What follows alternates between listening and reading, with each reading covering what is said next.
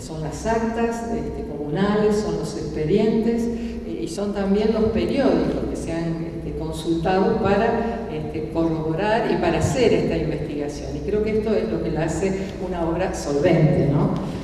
También, y creo que esto lo hace también más significativo, es el testimonio, la historia oral. Ellos utilizan para su trabajo el registro de los protagonistas de todos estos años. Y creo que también conservar todo esto le da un valor significativo a este trabajo, ¿no? Están las grabaciones, que no sé si podrán escuchar o no, pero todo esto es un material que va a quedar a disposición, ¿no es cierto?, de la ciudad. Decía que otro de los aspectos que me llamó la atención es el tema de la solidaridad como valores, ¿no?, que emergen en los relatos de los protagonistas, ¿no?, en los relatos que están justamente transcriptos en este trabajo, donde se ve la solidaridad, el esfuerzo, el compromiso con la comunidad, ¿no? Esa marca, decía, se ve también en esa actividad que llevan adelante a lo largo de los años, de actividad cultural y educativa, que permitirá la democratización en cuanto al acceso de la enseñanza a otros niveles, ¿no? Nivel medio, el nivel superior, sabiendo de las dificultades que muchos de nosotros tuvimos para poder realizar, en mi caso, la escuela secundaria, que tenía que viajar al pueblo de al lado, porque nunca se concretó cuando... Bueno, entonces este tipo de cuestiones ya se ven tempranamente, incluso en Totoras, cuando era pueblo. Y después también el bachillerato con orientación agraria, o sea, pensando en las necesidades regionales, ¿no? No es un tema menor. El interés por las actividades culturales, también con la vuelta a la democracia se ve este espíritu, que digo que tiene toda una historicidad, ¿no? Con la creación de la Comisión Cultural y de Acción Social. Creo que este libro nos permite también, reencontrar por parte de la historia, que construye muy bien estas transformaciones sociales, políticas que se dieron, económicas, de Totoras, y en particular lo que uno puede ver, cómo toma forma esa función, esa conciencia que ustedes lo mencionan en el primer libro, ¿no?, de esa necesidad que primó a quienes fundaron el pueblo de Santa Teresa, cuando decían que se iba a crear un espacio donde solucionar una serie de problemas que eran símbolos de permanencia y de proyectos futuros.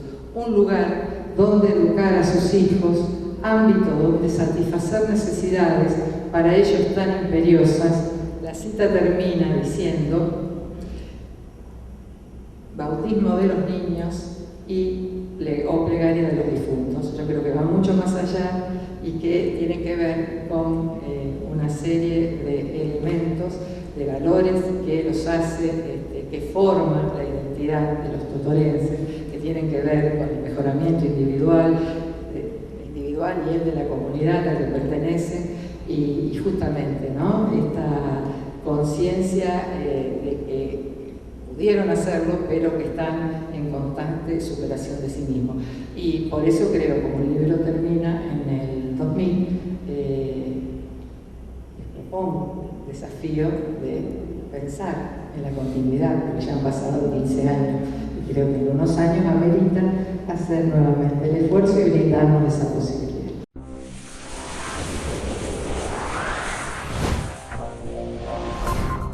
Otro de los méritos, esto ya no tiene que ver con el libro, sino con la obra en sí, una obra seriada y seria a su vez, y que a quienes somos del pueblo genera cierta envidia, es también desnaturalizar esto que hoy estamos acá modestamente presentando nosotros, y que tiene todo el mérito en todo caso de aquellos que decidieron convocar a Ana y Alberto para hacer el libro y quienes pudieron finalmente llevarlo a cabo.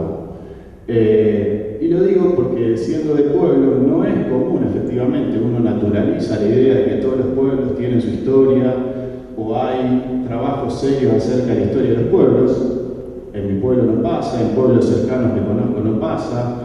Es común que aparezcan en muchas localidades recopilaciones, testimonios de ciertos personajes, de ciertos rumores, de ciertas anécdotas, pero no hay trabajos que, como en este caso, a través de tres tomos, se permite pensar la historia de Totoras. Y en ese sentido también me parece interesante destacar, porque no es natural, efectivamente, que todos los pueblos tengan una historia hecha por historiadores que en todo caso plantearán un tipo de memoria colectiva a partir de la cual podrá seguir pensándose la historia de Totoras y el presente y el futuro de Totoras.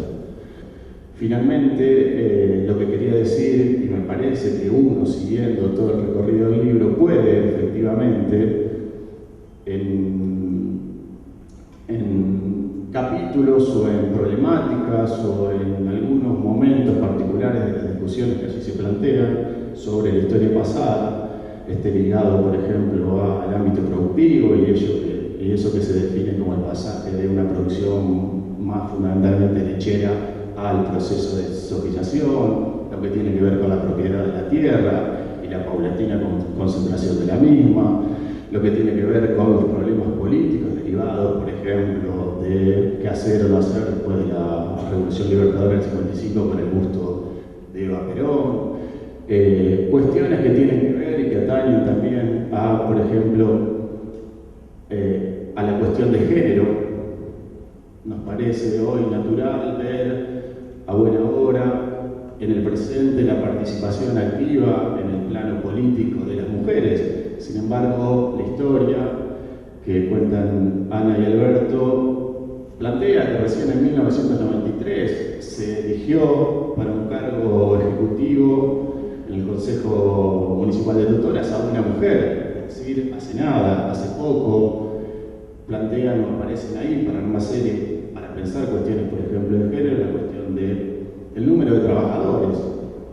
Y el número de trabajadores indica claramente que hasta mediados de los años 90 eran fundamentalmente los hombres quienes trabajaban, y eso seguramente, siendo que esta historia culmina o llegó hasta el año 2000, posiblemente hoy, 20 años después, 10 años después, habrá cambiado, habrá mutado en función de lo mucho que se ha avanzado en materia de reconocimiento de derechos y el reconocimiento de la mujer para ejercer cargos que históricamente, naturalmente, les estaban vedados.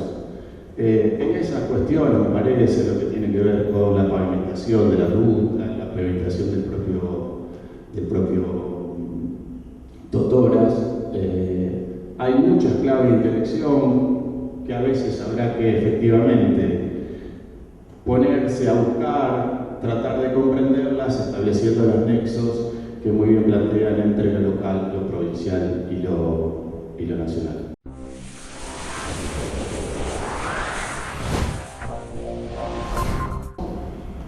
Y la razón por la cual voy a hablar, o voy a comenzar hablando de los otros dos tomos, es porque en realidad estamos hablando de una historia, la historia de Totoras entre 1875 y el año 2000. Cada uno de estos libros tiene un subtítulo. El subtítulo, en este caso, Recuperando una historia olvidada, hace referencia a algo que nos llamó la atención. Cuando comenzamos a analizar los orígenes de Totoras, no existía en la memoria colectiva recuerdos sobre hechos fundamentales de esta historia. Por ejemplo, no había recuerdos sobre la creación de instituciones, las primeras instituciones, como la iglesia, la escuela. Esto nos obligó a tener que recurrir a documentos en el Archivo Histórico Provincial, a catastro, a las actas municipales, etc. El título del libro, La construcción de un espacio humano en Santa Teresa, Estación Totoras, 1875-1914, hace referencia a la necesidad que había en esta primera etapa de construir toda una serie de instituciones que permitieran a los pobladores quedarse en forma permanente. Y me parece interesante leer del capítulo 3 de este primer libro una introducción. ¿Qué es un pueblo? ¿Por qué los seres humanos deciden agruparse? ¿Cuándo se forma un pueblo? Interrogantes que permanecen unidos al surgimiento de Santa Teresa. Con alguna precisión podemos afirmar que la fundación de Santa Teresa data de 1875, año en que Julián de Gurtínza promueve la instalación de un grupo de colonos y sus familias en aquellas tierras ubicadas al oeste de Carcarañá. Para Julián de Gurtínza, el pueblo, ante todo, fue una empresa comercial que le permitió obtener un mayor rédito económico por la venta de aquellas propiedades. A su vez, al grupo de familias, en su mayoría piamontesas, que comenzaron a instalarse en la flamante colonia, los movilizaba la utopía agraria, el afán de transformarse en propietarios de aquellas parcelas de tierra inaccesibles en su patria de origen. Para ellos, el pueblo fue en sus comienzos un mercado, el lugar donde se instalaron los primeros comercios que atendían a sus modestas necesidades, un centro de acopio y abastecimiento. También constituyó el espacio de poder, el lugar de residencia de la figura que representaba a las autoridades del país, el juez de paz, sinónimo de justicia y seguridad, pero a menudo también de arbitrariedad y omnipotencia. Para aquellos hombres, muchos de los cuales alimentaron durante años la esperanza de un retorno floreciente a su lugar de origen, el pueblo recién comenzó a tomar forma cuando se despertó en su conciencia la necesidad de crear un espacio donde solucionar una serie de problemas que eran símbolo de permanencia y de proyectos futuros. Pasamos ahora al segundo tomo. Nuevamente el subtítulo, una difícil adaptación, habla de un contexto internacional donde se estaban desarrollando dos guerras mundiales y además la crisis económica de 1929-30 que golpea a las economías locales, pero también a las economías nacionales de varios países. Totora también sufre o se ve obligada a realizar toda una serie de adaptaciones producto de esta situación o de este contexto internacional. El título, Historias de un pueblo santafesino en los años de entreguerras, Totora, 1914-43, hace alusión precisamente a cómo en esta etapa no solo había que sostener lo ya construido en la etapa anterior, sino que además había que enfrentar nuevos desafíos, los cambios demográficos, nuevas explotaciones, no solo ya la cerealera, sino también agregarlo al pandero, los conflictos sociales en los medios rurales y en los centros, en el pueblo también, etc. ¿Cuál es la diferencia de este segundo tomo? Que aquí fue muy importante para la reconstrucción de este pasado los testimonios de los descendientes de estos inmigrantes. Pero además nos resultó sumamente interesante una nueva preocupación que agregan estos descendientes de los inmigrantes, que ya no es solo por todo lo que tenga que ver con el desarrollo económico, sino también agregar una nueva preocupación que es lo cultural. Y es muy rico, cuando analizábamos este periodo, la preocupación de los clubes por ver cómo generaban una relación entre el deporte y la cultura, a tal punto que editan una revista que se llama Cultura y Sport. Hay toda una preocupación en estos clubes por crear bibliotecas. Va a surgir la Biblioteca Popular Sarmiento. El tercer libro, cuyo subtítulo es Medio siglo de historia argentina desde una mirada local. Y acá estamos haciendo referencia a algo que estamos reiterando en cada uno de los libros, que hace a esta relación, acá nuevamente hacemos hincapié a esta relación entre esta historia local reflejada a nivel nacional y también a nivel de lo que sucede internacionalmente, que es lo que le da significado, lo que le da sentido al desarrollo de estas historias.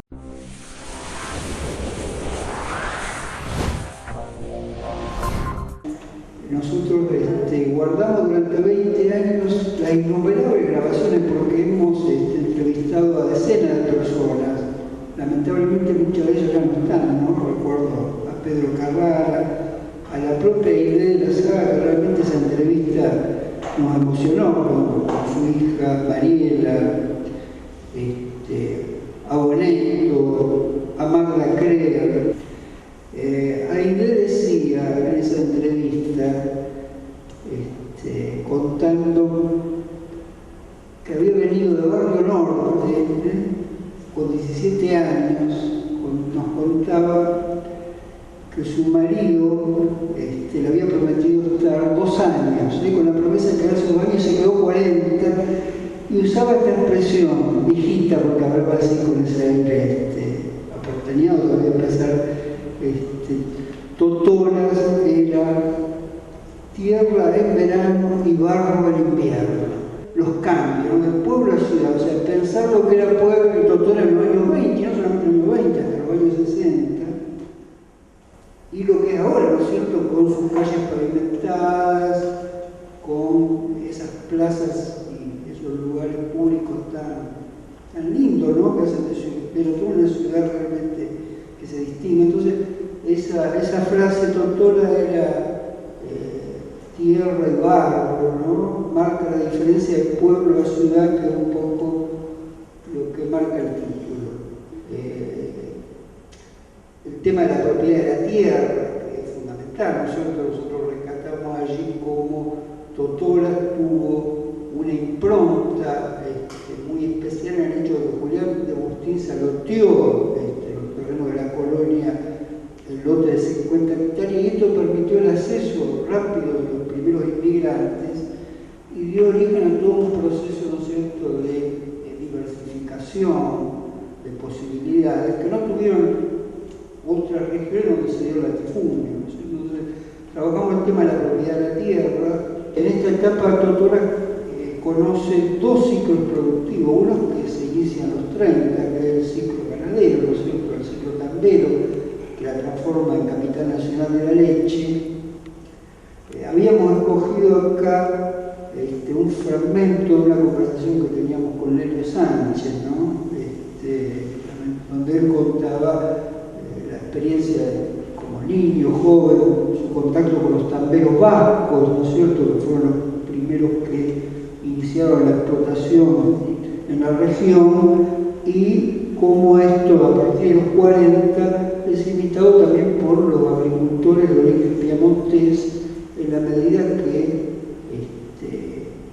ya la agricultura del cereal, ¿no es cierto?, sufrió el colapso de la crisis del 30 y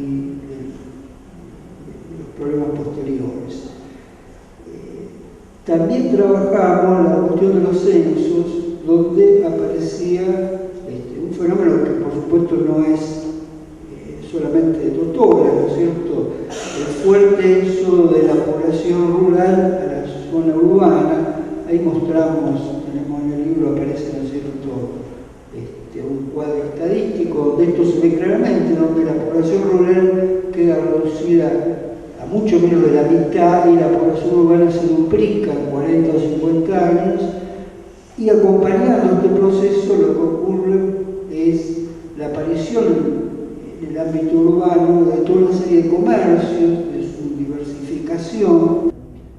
De alguna forma nosotros planteamos que esta transformación de pueblo a ciudad tiene un punto de partida muy importante en la administración de Cariñano en los años 60, incluso como un hecho simbólico, la pavimentación de las primeras cuadras, ¿no?, del pueblo. O sea, dejando atrás esta idea de que Totoras era barro, ¿no?, de tierra, pero toda una serie de concreciones. El hospital, hay toda una historia muy interesante, porque había un viejo hospital que fue abandonado por la peste bubónica en 1919, la llegada de la cooperativa de créditos, una nueva central telefónica y obras que, aunque no eran propiamente locales, sin embargo, hubo una gran participación de toda la localidad, como la pavimentación de la Ruta 34 en 1970, que terminó con el aislamiento, ¿no es cierto?, de la localidad. También, por supuesto, hay una alusión a el periodo, digamos, de la dictadura, donde caracterizamos que Totó era una isla, en la medida que los diferentes entrevistados nos marcaban las vivencias muy distintas a las que se vivió en otros lugares, ¿no es cierto? Probablemente ahí gozamos la hipótesis que Totó no tenía ni universidades, ni grandes centros y fábricas, que en general fueron los lugares donde la represión fue mucho más fuerte, ¿no? Y el último, el capítulo siguiente es el cuarto, habla del periodo de los gobierno radical, ¿no es cierto?, 1983, y aquí claramente aparece la figura de Nelson Marcolini, ¿no es cierto?, que va a ser el último presidente comunal y el primer presidente municipal, ¿no es cierto?, el primer intendente de esta localidad. Y la analizamos desde dos perspectivas. Por un lado, analizando los resultados electorales, es decir, lo que allí vemos es que en ese diciembre de 1983, Marcolini sube por lo que nosotros llamamos el efecto Alfonsín, es decir, Marcolini no tenía un pasado político importante, entonces de alguna manera es el impulso que da la candidatura presidencial de doctor Alfonsín el que le permite a la Unión Cívica Radical, después de 60 años, volver a gobernar la comuna, porque hubo otros gobiernos, pero los radicales de Santa Fe que eran fraudulentos en la década del 30. Entonces, lo interesante es que hay un fenómeno de arrastre, pero después Marcolini se olvida todas las catástrofes del radicalismo. Es decir, pensemos lo que fue el fin del gobierno de Alfonsín, que tiene que adelantar el poder en 1989, pensemos lo que fue ese diciembre de 2001 con De la Rúa yéndose en helicóptero, y vemos cómo Marcolini gana todas las elecciones que le permiten gobernar durante 28 años, hasta 2011, si no me equivoco, o sea, de 1983 a 2011 son 28 años, y esto estaría marcado por la segunda nivel de análisis, es decir, lo que hacemos allí es una enumeración de la gran cantidad de obras que se realizan en esos años, que también contribuyeron a transformar a Totoras de pueblo a ciudad, ¿cierto? Completar las obras de pavimentación, obras en el terreno cultural, etcétera, etcétera. El capítulo siguiente habla de cómo Totoras se transforma en un polo educativo regional, en la medida que en 1943 solamente había una escuela primaria que brindaba el ciclo escolar completo, y en estos años esa realidad se va a enriquecer por nuevas modalidades como la educación técnica, con la educación superior a través de la formación del magisterio. Lo que nos está devolviendo la historia es nuestra identidad, quiénes somos. Bueno, la verdad que no hay nada más que agregar. Yo creo que está todo lo que está expuesto, lo que está en el libro y sobre todo lo que Alberto y Ana han expresado. Yo solamente quería agradecerles el profesionalismo de ellos dos, porque la tarea estaba hecha, estaba cumplida, la investigación se había hecho y el borrador estaba, digamos, terminado. Y cuando habían pasado muchos años y seguía estando el borrador, cuando lo llamamos no dudaron en ponerse al hombro la actualización, incluso tuvieron que leerlo ellos otra vez porque casi no se acordaban de todo lo que habían escrito, faltaba la parte de las fotos, y yo les había propuesto que antes del 11 de diciembre del 2015 lo pudiéramos presentar, y estamos cumpliendo.